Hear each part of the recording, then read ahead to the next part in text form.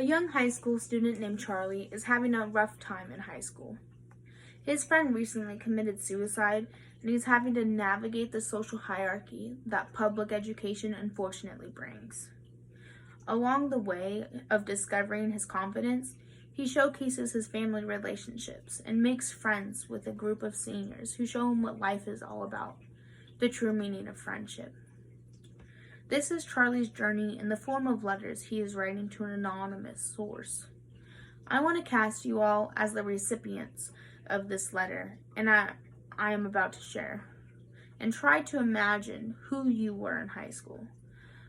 I also want you to do some reflecting and ask yourself, are these your glory days? This is from the novel Perks of Being a Wallflower by Stephen Chbosky.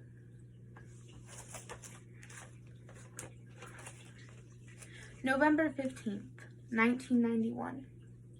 Dear friend, it's starting to get cold and frosty here. The pretty fall weather is pretty much gone.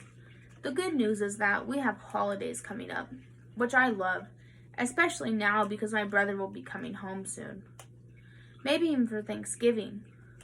At least I hope he does for my mom. My brother hasn't called home in a few weeks now, and my mom just keeps talking about his grades and his sleeping habits and the food he eats. My dad keeps saying the same thing. He's not going to get injured. Personally, I like to think that my brother is having a college experience like they do in the movies. Now, I don't mean the big fraternity party kind of movie, more like the movie where the guy meets a smart girl who wears a lot of sweaters and drinks cocoa. They talk about books and issues and kiss in the rain. I think something like that would be very good for him, especially if the girl is unconventionally beautiful. These are the best kinds of girls, I think. I personally find supermodels strange.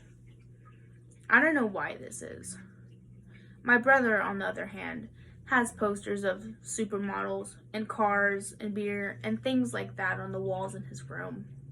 I suppose if you add a dirty floor, it's probably what his dorm room looks like.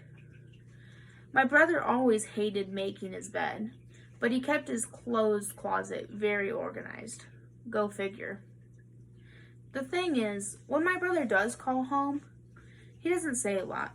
He talks about his classes a little bit, but mostly he just talks about the football team. There's a lot of attention on the team because they are very good, and they have some really big players. My brother said that one of the guys will probably be a millionaire one day, but that he is very dumb. I guess that's pretty dumb. My brother told me this one story where the whole team was sitting around the locker room talking about all the stuff they had to do to get into college football.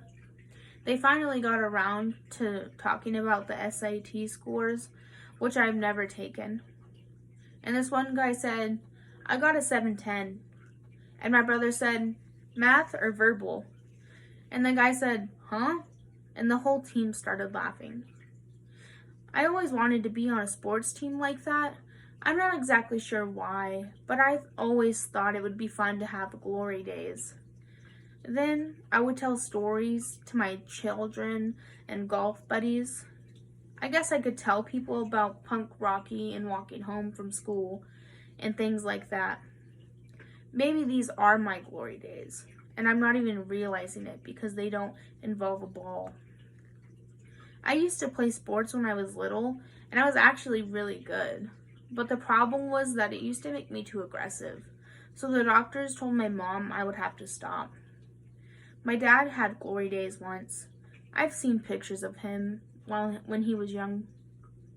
He was a very handsome man.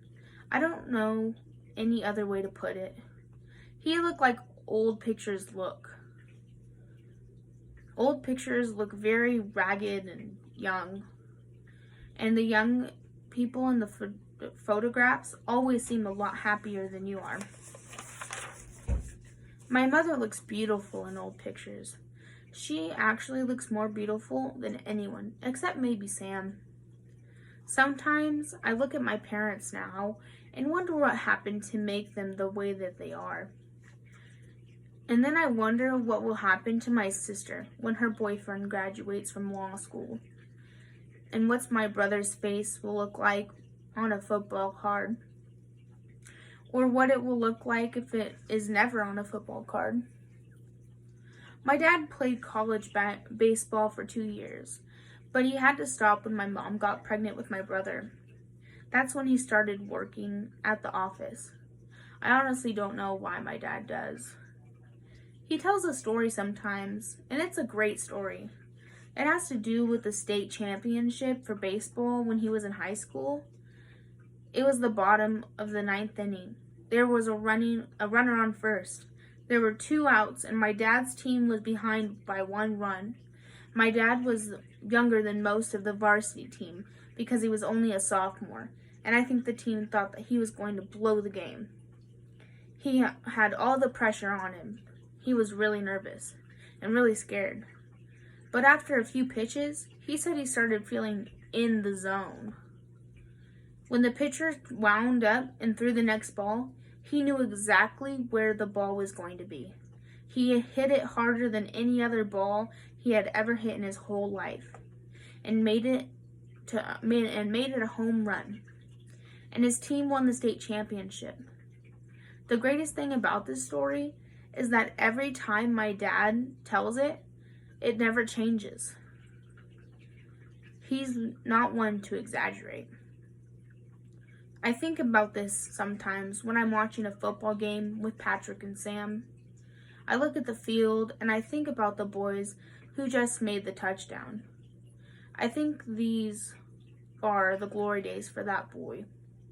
And the moment will just be another story someday, because all the people who make touchdowns and home runs will someday be someone's dad. And when his children look at his yearbook photograph, they will think that their dad was rugged and handsome and looked a lot happier when they are. I just hope I remember to tell my kids that I am as happy as I look in my old photographs, and I hope that they believe me. Love always, Charlie.